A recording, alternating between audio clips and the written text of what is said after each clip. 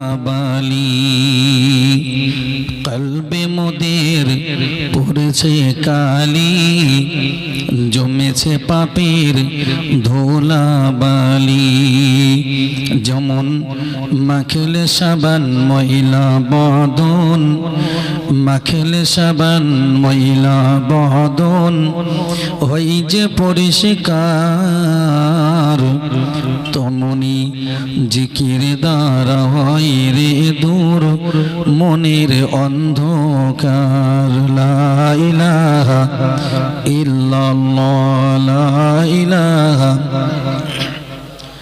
লা ইলাহা ইল্লাল্লাহ সাল্লাল্লাহু আলাইহি ওয়াসাল্লাম। উপস্থিত আজকের এই জান্নাতি পরিবেশের অনুষ্ঠান পরিচালক সভাপতি সাহেব, সেই দুপুর থেকে বিভিন্ন ওলামা হযরতদের কাছ থেকে আপনারা অত্যন্ত জ্ঞান গর্ভ আলোচনা শুনে এসেছেন, আলহামদুলিল্লাহ। বিশেষত মহামান্য মুফতি সাহেব হুজুর কেবলা,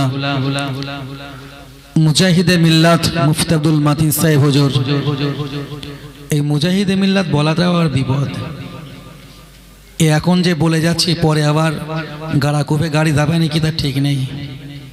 কে তা না গেলে আর কি করা যাবে, গাড়ি ছেড়ে দিয়ে দৌড়ে যাবো কোনি কে, কিন্তু সত্যটা বলতে হবে। কে রাসূল বললেন কুলিল হাক্কা ওয়ালাউ কানা মুররা। রাসূল বললেন তোমরা সত্য কথাটা বলো, যদিও নাকি কারোর জন্য সেই কথাটা তিতো হয়। তা এখন যদি কারো তিতো লাগে তাই বলে কি সত্য বলা ছেড়ে দেবো নাকি?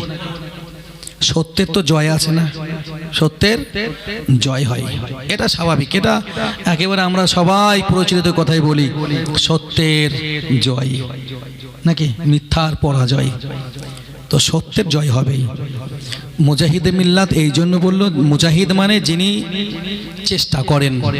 আরবিতে একটা প্রবাদ আছে, মান জাদ্দা ওয়াজাদা বা মান জাদ্দা ফা ওয়াজাদা। যে চেষ্টা করেন তিনি পারেন। মুফতি আব্দুল মাতিন সাহেব হুজুর জাতিকে নিয়ে চেষ্টা করছেন, তাই তিনি মুজাহিদ। আর জাতি মানে মিল্লাত মানে জাতি, তো মুসলিম কমিউনিটির জন্য, মুসলিম জাতির জন্য তিনি চেষ্টা করছেন, তাদের ভিতরে যাতে চেতনাবোধ তৈরি হয়, জাতির জন্য চেষ্টা করছেন যেন তাদের ভিতর থেকে মূর্খতা দূর হয়, চেষ্টা করছেন জাতি যেন সত্য বোঝে, এই চেষ্টা করা। তো চেষ্টা যিনি করেন তিনি মুজাহিদ। জিহাদ মানে কিন্তু মারপিট করা না, এটা যারা বোঝে না তারাই ওরকম উল্টো পাল্টা বলে।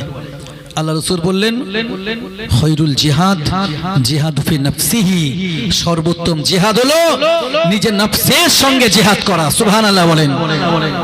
তো নিজের মনের ভিতরে যদি নোংরা থাকে, নিজের ভিতরে যদি অহংকার থাকে, নিজের ভিতরে যদি লোভ থাকে, নিজের ভিতরে যদি চেতনাবোধ না থাকে, তাহলে আমি জিহাদ করব নিজের মনের সঙ্গে নাকি নয়? যদি আমার সামনে সত্য প্রকাশ হয় আর আমি মিথ্যাকে আঁকড়ে থাকি, আমার সামনে হক প্রকাশ পাই আমি বাতিলকে আঁকড়ে থাকি, আমি যদি বুদ্ধিমান হই, যখন আমার সামনে সত্য প্রকাশ পাবে, বুদ্ধিমান হলে বাতিলটাকে ছেড়ে দিয়ে সত্যটাকে ধরতে হবে, ঠিক কিনা? তবে আমি বুদ্ধিমান, তবে আমি চতুর, তবে আমি চালাক। আরবিতে একটা কথা আছে, আল ইয়াগনিউল কাইসা মা আল মুকাদিরি শাইয়া। বিপদ আসলে কি আর বুদ্ধি কাজে লাগে? বিপদ এসে গেলে কোনো বুদ্ধি আর কাজে লাগে না। তো আলহামদুলিল্লাহ, আল্লাহ মাতিন সাহেব হুজুরের একটা আলাদা হিকমত দিয়েছেন, আলহামদুলিল্লাহ। উনি যে কোথায় কথা পান আর কোথা থেকে কি বলেন আল্লাহ পাক তিনিই ভালো জানেন। বাস্তবে কি মাঝে মাঝে অবাক হই যে মাঝে মাঝে কি হলো, রাতের বেলা জেনটেনের ক্লাস টাস করে না কি, এত কথা পায় কোথায় হলো? আপনার কি মনে হয় বলেন দিন? এটা আল্লাহ দিহিত। সুবহানাল্লাহ বলেন, একটু উচ্চ আওয়াজে বলেন। আল্লাহ দিহিত না হলে এগুলো হয় না। আমার বড় ভাই সমতুল্য মুফতি রজব আলী সাহেব আলোচনা করে গেছেন। আরো অল ইন্ডিয়া সুন্নাতুল জামাত সংগঠনের আর এক বাঘের বাচ্চা আব্দুর রাকিব সাহেব নাকি কাগজে বাগনা বলো, কাগজে বাগনা। আমরা আরবিতে একটা ওই যখন কোনো উদাহরণ দেওয়া হয় উপমা, তো আরবিতে সেটা মেসেল বলে, বা একটা মেসেল দেওয়া, একটা উদাহরণ দেওয়া, একটা মিসাল দেওয়া। তো আমরা আরবিতে একটা জায়গায় পড়েছিলাম জাইদুন কাল আসাদ, জায়েদ যেন সিংহের মতো, জাহেদ সিংহের মতো, সিংহ নয়, বিশুজা সাহসিকতার ব্যাপারে। কিসের ব্যাপারে? সাহসিকতার ব্যাপারে। আলহামদুলিল্লাহ, শুধু রাকিব সাহেব নয়, শুধু মুফতি সাহেব হুজুর নন, শুধু মাতিন সাহেব হুজুর নন, শুধু রজব আলী সাহেব হুজুর নন, যে সমস্ত মাগরিবে বেঙ্গল আঞ্জুমানে ওয়াইজিনের আলেমেরা এই সংগঠনের সেবা করছেন, দাদা পীর সাহেব রহমাতুল্লাহ আলাইহির হক সিলসিলাটাকে মানুষের কাছে পৌঁছে দেওয়ার চেষ্টা করছেন, প্রত্যেকের কণ্ঠের ভিতরে আমার আল্লাহ শক্তি জুগিয়ে দিয়েছেন। একটু মহাব্বতে বলেন ইনশাআল্লাহুল আযীম। দাদা পীর সাহেব রহমাতুল্লাহ আলাইহির এই হক সিলসিলার কথা মানুষের কাছে বলার জন্য, কোরআন এবং হাদিসের সত্য কথাগুলো মানুষের কাছে প্রকাশ করার জন্য অল ইন্ডিয়া সুন্নাতুল জামাত সংগঠন কোনোদিন কাউকে পরোয়া করেনি, আজও করছে না, ভবিষ্যতেও করবে না ইনশাআল্লাহ। আমি যে সমস্ত ব্যক্তিবর্গরা দাদা পীর সাহেব রহমাতুল্লাহ আলাইহির হক সিলসিলা যেভাবে দাদা পীর সাহেব রহমাতুল্লাহ আলাইহি রেখে গেছেন, ওইভাবে মানুষের কাছে পৌঁছে দেওয়াটাকে বিরোধিতা করেন, তারাই অল ইন্ডিয়া সুন্নাতুল জামাত সংগঠনের বিরোধী। তাছাড়া ভাই সত্য কথাটার ভিতর দিয়ে সর্বদাই মানুষ জয় লাভ করতে পারেন। আমার রব্বুল আলামিন পবিত্র কোরআনে জানান, ইয়া আইয়ুহান নাসু ইন্না খালাকনাকুম মিন যাকারিন ওয়া উনসা। আমার রব্বুল আলামিন আল্লাহ জানান, ও মানব জাতি, আমি আল্লাহ পাক আল্লাহ তাআলা তোমাদিগকে এক নারী আর এক পুরুষ থেকে সৃষ্টি করেছি। সুবহানাল্লাহ বলেন।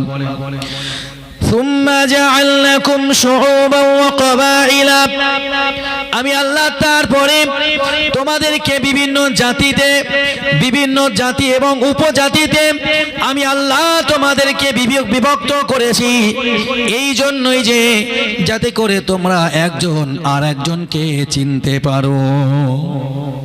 তবে আয়াতের শেষের দিকে আল্লাহ বলেন, ইন্না আকরামাকুম ইনদাল্লাহি আতকাকুম। ওই ব্যক্তিটা আল্লাহর কাছে সবথেকে প্রিয় যে ব্যক্তিটার ভিতরে রয়েছে তাকওয়া। কি আছে? তাকওয়া। তাকওয়া মানে খোদার ভয়। তাকওয়া মানে কিসের ভয়? খোদার ভয়, আল্লাহর ভয়। যদি আপনার ভিতরে আল্লাহর ভয় থাকে, যদি আপনি একজন আল্লাহ বিশ্বাসী বান্দা হয়ে থাকেন, রাসূলের ঘোষণা নেন, قال رسول الله صلى الله عليه وسلم من كان يؤمن بالله واليوم الآخر فليكرم ضيفا। আল্লাহ পাকের রাসূল বললেন, ও আমার সাহাবীরা মনে রেখে দাও, আমার উম্মত উম্মতানিরা মনে রেখে দাও, আমি দয়ার হাবিব মুহাম্মদ রাসূলুল্লাহ সাল্লাল্লাহু আলাইহি ওয়াসাল্লাম আমি তোমাদিগকে জানালাম, ও আমার সাহাবীরা তোমরা মনে রেখে দাও, মান কানা ইউমিনু বিল্লাহি যে ব্যক্তিটা আল্লাহর প্রতি বিশ্বাস রাখেন, যে ব্যক্তিটা আল্লাহকে রব বলে মানেন, যে ব্যক্তিটা আল্লাহকে সৃষ্টিকর্তা বলে মানেন, যে ব্যক্তিটা আল্লাহকে তার একমাত্র খালিক মালিক রূপে বিশ্বাস করেন, ওই ব্যক্তিটা আর যে ব্যক্তিটা পরকালকে বিশ্বাস করেন, একদিন আল্লাহ তাআলার কাছে জবাবদিহি হওয়ার জন্য উপস্থিত হতে হবে। আমার আল্লাহ পাক আল্লাহ তাআলা মাখলুকাতের বিচার করবেন, হাসরের মাঠ হবে।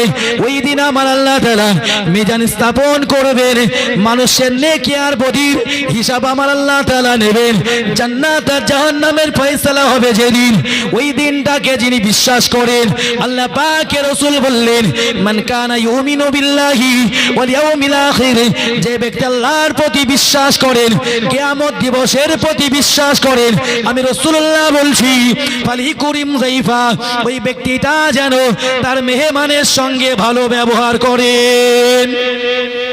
একটু মহাব্বতে বলেন, এটা কার কথা? রাসূলের কথা। আল্লাহ রাসূলের প্রত্যেকটা কথাই তো আল্লাহ তাআলারই কথা, ঠিক কিনা? কোরআনের ভাষা আল্লাহর, ভাব আল্লাহর, হাদিসের ভাব আল্লাহর, ভাষা রাসূলের। এটা মাথায় রাখেন, কোরআনে ভাষা আল্লাহর, ভাবও আল্লাহর, আর হাদিস শরীফে ভাব আল্লাহর, ভাষা রাসূলের। তার মানে কি? কোরআন আর হাদিস সবগুলোই মহান আল্লাহ তাআলারই। সুবহানাল্লাহ বলেন, একটু মহাব্বতে বলেন। আল্লাহ কোরআনে বললেন, মায়ান্তিকু আনিল হাওয়া ইন হুয়া ইল্লা ওয়াহয়ু ইউহা, আমার নবী নিজের থেকে কিছুই তো বলেন না, যেটা আমি আল্লাহ রাসূলকে বলতে বলি ওটাই তো আমার রাসূল বলে থাকেন। সুবহানাল্লাহ বলুন, একটু মহাব্বতে বলুন। আমি আজকে এগুলো বলার জন্য প্রস্তুত ছিলাম না, বিশ্বাস করুন। আজকের পরিবেশ আমাকে এগুলো বলতে বাধ্য করছে, যদিও হুজুর আমার টাইম দিয়েছেন আধা ঘন্টার মধ্যে সব শেষ করতে হবে, কিন্তু আমি চেষ্টা করব ইনশাআল্লাহ। হুজুর ইনশাআল্লাহ আমি চেষ্টা করব।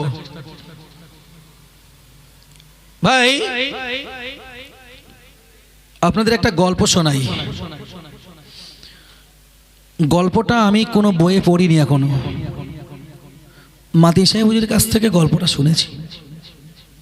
যদি আপনার অবিশ্বাস হয় হুজুরকে কি ধরবেন, সোজা কথা নাকি? এখন একজন লোক, কোরআনের হুকুম কি হুজুর, যে কোনো মানুষ কাউকে হত্যা করলে, অন্যায়ভাবে যদি কেউ কাউকে হত্যা করে তো হত্যার শাস্তি হত্যা, ঠিক কি না? তো একজন ব্যক্তি একজনকে হত্যা করেছেন। কি করেছেন? হত্যা করেছেন। আমার কথায় মন দিতে হবে, অমনোযোগী হয়ে গেলেই কিন্তু মুশকিল হবে। কথাটাকে খুব গুরুত্ব দিয়ে শোনেন। একজন ব্যক্তি একজনকে হত্যা করে ফেলেছেন। তো কোরআনে হুকুমের, কোরআন হত্যার হুকুম কি? হত্যা। তো ব্যক্তিরা দেখলেন যে এই বিচারে আমার হত্যা হতে হবে, শাস্তি আমার হত্যাই।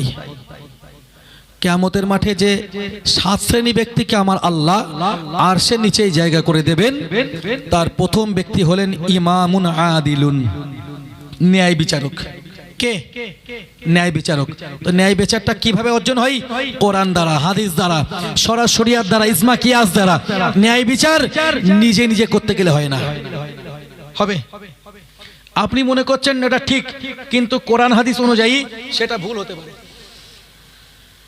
আপনি মনে করছেন এটা ঠিক, কিন্তু কোরআন হাদিস অনুযায়ী আপনার ওই ঠিকটা ভুল হতে পারে। যখন আপনার জানা ঠিকটাকে কোরআন এবং হাদিস দ্বারা ভুল প্রমাণ করা হবে, আপনি যদি বিচক্ষণ হন, বুদ্ধিমান হন, আপনার ভিতরে কোনো গোঁড়ামি না থাকে, তাহলে আপনার ভিতরে ওই বিশ্বাসটাকে ছেড়ে দিয়ে আপনার সত্যটাকে আঁকড়ে ধরতে হবে, ঠিক কিনা? আল্লাহ রসুল যখন দিন প্রচার শুরু করলেন, ইসলাম প্রচার শুরু করলেন, এক শ্রেণী মানুষের ভিতরে ধারণা ছিল যে মূর্তিগুলো বানিয়ে আমরা পূজা অর্চনা করছি, এরাই আমাদেরকে বাঁচাতে পারে, ঠিক কিনা? কিন্তু রসুল যখন দিনের বাণী তাদেরকে শোনালেন, ইসলাম তাদেরকে শোনালেন, তখন এক শ্রেণী মানুষ গোঁড়ামি করে থাকলো যে না, এই দেবী দেবতাগুলোই আমাদের বাঁচাবে, অতএব মুহাম্মাদের কোনো কথা আমাদের শোনার দরকার নেই।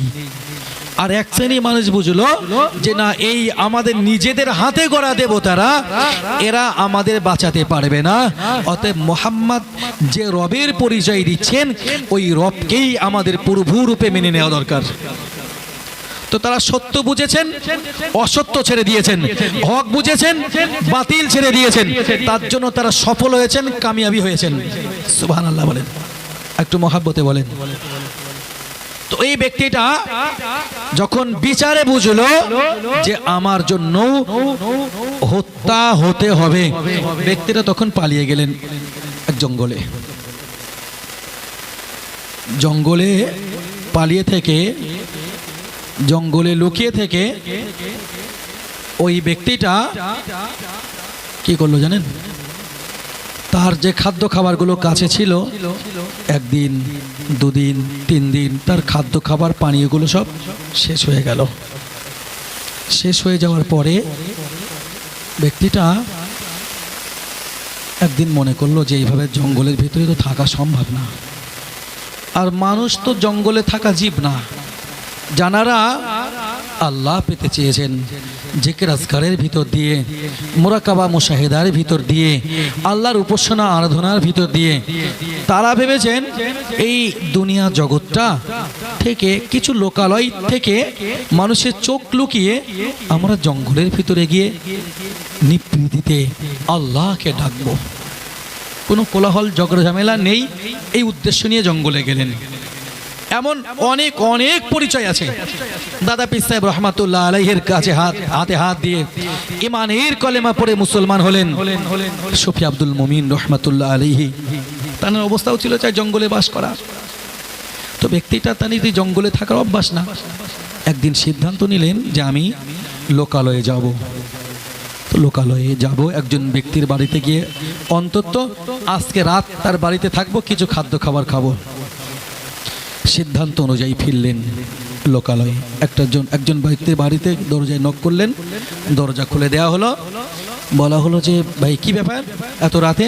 তা বলো, বিশ্বাস করুন আমি আপনার কাছে কিছু লুকাচ্ছি না, কিছু গোপন করছে না, আমি না একটা মানুষ হত্যা করেছি। নাউজুবিল্লাহ বলেন। মাতি সাহেব হুজুর সেই শুরুতে বলছিলেন না আপনাদেরকে, যে ব্যক্তিটা না হক বিনা প্রয়োজনে কোন একটা মানুষকে হত্যা করলো, সেজন্য একটা মানব মণ্ডলীকেই হত্যা করলো নাকি? তো আমি একজন মানুষকে হত্যা করেছি, আমাকেও হত্যা করা হবে, এই ভয়ে আমি জঙ্গলে লুকিয়ে আছি। আমি চাইছি প্লিজ একটু আজকে রাতটুকু আপনার বাড়িতে একটু আমার থাকার ব্যবস্থা হবে? তো লোকটা বলে ঠিক আছে থাকুন। রাতে সুন্দর থাকার ব্যবস্থা, ভালো দামি দামি খাবারের ব্যবস্থা, আলহামদুলিল্লাহ।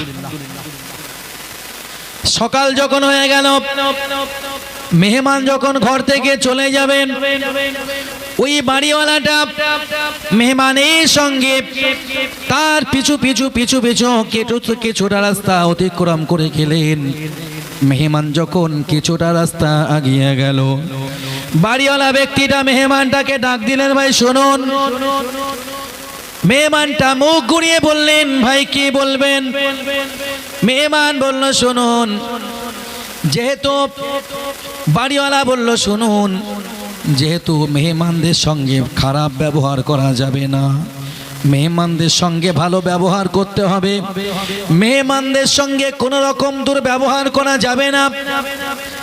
যে ব্যক্তিটাকে আপনি হত্যা করেছেন ওই ব্যক্তিটা হলো আমার বাবা, আর আপনাকে হত্যা করার জন্য যিনি খুঁজছেন ওই ব্যক্তিটা হলাম আমি। কিন্তু যেহেতু আপনি আমার মেহমান, আপনি আমার বাড়িতে আশ্রয় নিয়েছেন, আমি মেহমানের সঙ্গে দুর্ব্যবহার করতে পারবো না, তাই আমি আপনার প্রতিশোধটা নিতে পারলাম না। আমি আপনার খাবারের ব্যবস্থা করলাম, আমি আপনার থাকার ব্যবস্থা করলাম, সসম্মানে আমি আপনাকে মুক্তি দিলাম, ছেড়ে দিলাম। তো যেহেতু আপনি আমার মেহমান হয়েছেন, আমি মেজবান, আপনি আমার মেহমান, আমি মেজবান হয়ে মেহমানের উপরে কিভাবে অত্যাচার করব। ওই জন্য আমি আপনাকে আর একবার ডেকেছি, একবার ভাবলাম মেহমানকে যত্ন খাতির করে তাকে ভালো খাইয়ে ভালো জায়গাতে রেখে তাকে বিদায় দিয়েছি, এতটুকুতে আমি খুশি না। আমার মেহমান যেন আরও নিরাপত্তা পায়, নিরাপদে থাকে। ওই জন্যই আমি আপনাকে বলছি ভাই, আপনি আমার চোখের আড়ালে আড়ালে থাকবেন, আপনি যেন আমার চোখের সামনে আসবেন না। সুবহানাল্লাহ বলেন, একটু মহাব্বতে বলেন। এই মেহমানদারি, এটা মেহমানদারি। আমি শুধু একটা কথা বলে আর পারবো না, দোয়া করে দেব। হযরত আশরাফ আলী থানভী হুজুর রহমাতুল্লাহ আলাইহি, নাম শুনেছেন না? আশরাফ আলী থানভী হুজুরের কাছে একদিন একজন ব্যক্তি এলেন, এসে বললেন যে হুজুর, আমি ব্যক্তিরা জমিদার, হুজুর আমার জমিদারি আছে, আমার টাকা পয়সা অর্থবিত্ত সহায় সম্পত্তির কোনো অভাব নেই, তো আমি আল্লাহর কাছে যেটা চেয়েছি আমার আল্লাহ আমার সব আশা পূরণ করেছেন। তো আমার এখন একটু স্বপ্ন হলো একটু আল্লাহকে দেখব। কাকে দেখব? আল্লাহকে। তো আমি আল্লাহ দেখার নেশায় একজন ব্যক্তির কাছে গেলাম, এক পূজারীর কাছে গেলাম। তিনি আমাকে বললেন, ও তুমি সৃষ্টিকর্তা দেখবে তো? ঠিক আছে, চলো আমি তোমাকে সৃষ্টিকর্তা বা রব দেখাচ্ছি। তো গিয়ে একটা দেবতা দেখালো, বললো এটা তোমার রব, সৃষ্টিকর্তা।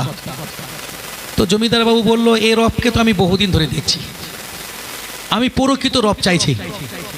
তা বলেন, আমার কাছে এই সৃষ্টিকর্তা ছাড়া আর কোনো সৃষ্টিকর্তা নেই, বরং আপনি অমুক জায়গায় যেতে পারেন। আরেকটা জায়গায় সন্ধান দিলেন, তিনি আরেকটা জায়গায় গেলেন। যাওয়ার পরে বললেন যে আমি একটু সৃষ্টিকর্তা দেখতে চাইছি, আমার স্বপ্ন অনেক বড় ঘটনা, শুধু জাস্ট মূল বিষয়টা বলছি। তা বললেন ঠিক আছে চলুন, আমি আপনাকে সৃষ্টিকর্তা দেখাচ্ছি।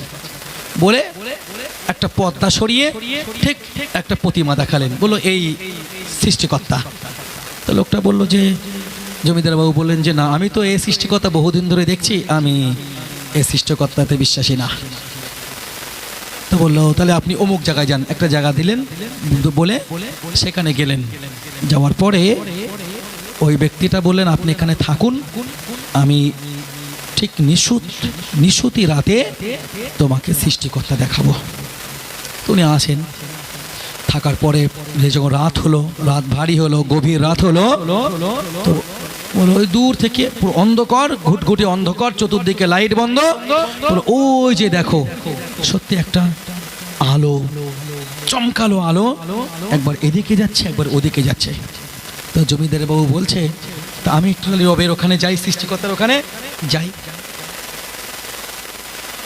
কিন্তু তখন তিনি বললেন না, তুমি যদি ওই রবের কাছে যাও, সৃষ্টিকর্তার কাছে যাও, রবের নূরের তাজাল্লিতে তুমি ধ্বংস হয়ে যাবে বাবা, ওই রবের কাছে যাওয়া যাবে না।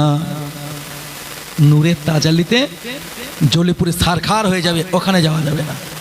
তা জমিদার বাবু বললো সারা জীবন তো অনেক কিছু পেয়েছে, এখন ওই সৃষ্টিকর্তা খুঁজছে, তা যাই যদি রবের নূরের তাজাল্লিতে জ্বলে পুড়ে যায়, তাই যাই যাবো খুনি, একটু কাছে যাই। কাছে গিয়ে দেখলো এক কচ্ছপের পিঠের উপরে সিমেন্ট দিয়ে লেপে দেওয়া, আর তাতে সব ভালো দামি দামি আলো জ্বালানো, সুইচ অন করে দেওয়া, কচ্ছপ এদিকে যায় তো আলো জ্বলে, এদিকে যায় তো আলো জ্বলে। জমিদার বাবু ফিরে বলল, পুরোহিত সাহেব এ তো তোমার ধান্দা ভালো না, ও তো গিয়ে দেখলাম ও তো কচ্ছপ। তা বললো আমার কাছে এটাই আছে, প্লিজ তোমার কাছে একটু দাবি করছি জমিদার বাবু, এটা যেন কাউকে বলো না, আমি এটা দেখিয়েই তো কামাচ্ছি। জমিদার বাবু তখন চলে গেলেন, বিভিন্ন মানুষের কাছ থেকে সংবাদ নিয়ে খবর নিয়ে তিনি চলে গেলেন হযরত আশরাফ আলী থানভী সাহেব রহমাতুল্লাহ আলাইহির কাছে। আশরাফ আলী থানভী সাহেব রহমাতুল্লাহ আলাইহির কাছে এসে বললেন, হুজুর আমার আল্লাহ আমার কোনো অভাব দেননি, আমি অনেক কিছুই পেয়েছি, জমিদারি আছে, তবে আমি সৃষ্টিকর্তা দেখতে চাইছি। আশরাফ আলী থানভী বললেন, সৃষ্টিকর্তা দেখার জন্য কি করেছো? বলল আমি এর পূর্বে তিনজন ব্যক্তির কাছে গেছি, তিনজন ব্যক্তি আমাকে যে সৃষ্টিকর্তাগুলো দেখিয়েছে, ওই সৃষ্টিকর্তাগুলোতে আমি খুশি না।